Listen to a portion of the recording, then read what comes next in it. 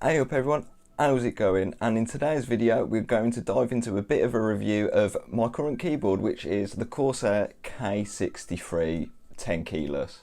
I almost said platinum then. But yeah, it's no secret that I'm a big fan of Corsair keyboards. Two of my last keyboards have been Corsair. I have had a Logitech one as well. That one was great. That one's currently with my brother.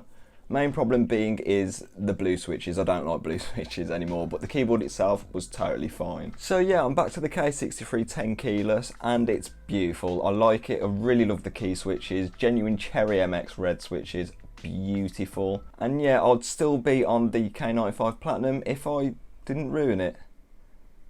May it rest in peace. Anyways, here's my review of the Corsair K63 10 keyless wired mechanical gaming keyboard. I actually got the name right there.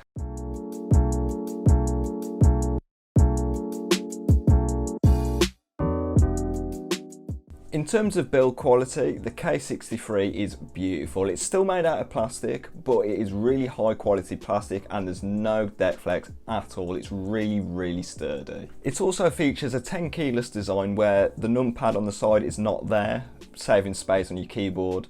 Personally, I don't use the numpad, so it's just a waste of space there because my mouse would just keep smashing off it, and it was quite annoying on the Logitech one, mainly because I didn't use it.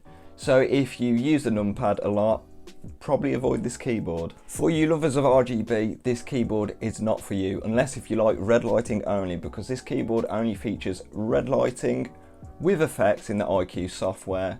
But other than that, if you want blue, yellow, whatever, you're out of luck. It also features an open frame design, which is actually painted red, so it makes the colours pop out a lot more, and it also makes it a lot easier to clean as well. On to my favourite part of the keyboard, and that is the key switches. The Cherry MX Reds on this are beautiful. Cherry MX Red is my most favourite key switch, and it's probably the best for gaming. Either this or Speed. This and Speed are quite similar, but this is just beautiful for gaming.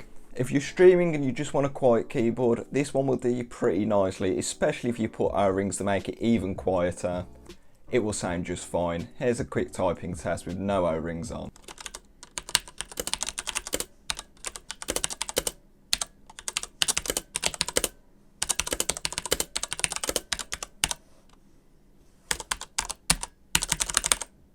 So it sounds perfectly fine, there's no sort of metal reverb, anything like that, and yeah, the quality is great of these Cherry MX Reds, perfectly fine, no problems at all. And the space bar is perfectly spaced out properly, if that makes sense. So it doesn't like sort of tilt when you press on the end of it like some cheap crap keyboards do. And the keycaps, from as far as I can tell, are the same off the K95 Platinum as well, so these will fit directly in the Cherry MX stems, so they will work fine, but quality wise, everything like that, they seem to be the same, so there's no problems there either. Another one of my favourite features on this keyboard are the dedicated media keys. They are amazing. Once you start using them, you really can't go back. With the dedicated media keys, you've got play and pause as the same key, you've got next track, previous track, and also stop as well. On the other side of the keyboard, you also have mute volume, volume down, and volume up as well. It's just great to see these features on a keyboard which costs this much, especially with everything else on the keyboard, because without these alone, it's still a great keyboard. But yeah, it's just great to see these media keys on a keyboard that's such low end, and Corsair typically tend to be a bit more on the expensive side, but not with this keyboard. The K63 also has support for Corsair's IQ software, which has actually matured very well, I'm not going to lie. Definitely better than some of the software from the competitors. Looking at you, Razer. Everyone knows I hate Razer Synapse, it's garbage. But IQ is probably the best one. Yeah, ran it out of the way, I just hate Razer Synapse.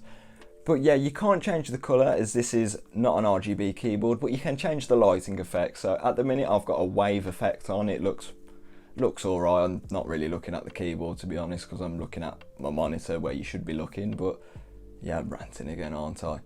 But yeah, you can change the lighting effects. I'll show multiple on screen now, and yeah, it looks quite nice. Like, there's a lot of functionality in this keyboard, even though it's got no RGB. You can also change what the Windows lock key does. That's another feature in this keyboard which I really like, is the Windows lock feature. So say if you're in a game and you're trying to press Alt for whatever reason, or Control, and you press the Windows key and the stupid little menu comes up. It's got a Windows key which actually deactivates that key. The Windows lock button actually deactivates the Windows key to stop the menu from coming up, but it also stops other features from happening, like Alt F4 if you're a known rage quitter, which I've been in the past. It can stop that as well, so if you feel like you're rage quitting a bit too much, you can disable Alt F4 as well. And there's multiple other features you can use it for as well. So for about 70 quid what this keyboard goes for, I believe I got it for 65 back in 2017. I think it's been quite a while I've had this keyboard for now. But for about 70 quid, this keyboard is packed full of features, featuring genuine Cherry MX Red switches, lighting, albeit it's not RGB, but it's still lighting nonetheless, and you can turn it off obviously. Yeah, this keyboard is definitely worth it. I like this keyboard. It's a really good sort of entry-level mechanical keyboard. And yes, the competition has gotten way more fierce. The Logitech keyboard I had when it's on sale is actually less than this, but if you don't like the blue switches, which I didn't like, it's not a great option. But that Logitech keyboard is still pretty good. I just prefer this one, down to user preference. Nothing like, I don't like Logitech keyboards, they're really good, I just didn't like the key switches. So if you're on a rubbish rubber dome keyboard and you want to upgrade to a mechanical one, this one is a pretty good option, I'm not going to lie. So I'm going to leave it there. If you like the video, like it. If you disliked it, dislike it. And stay subscribed for future content, and I'll catch you in the next one.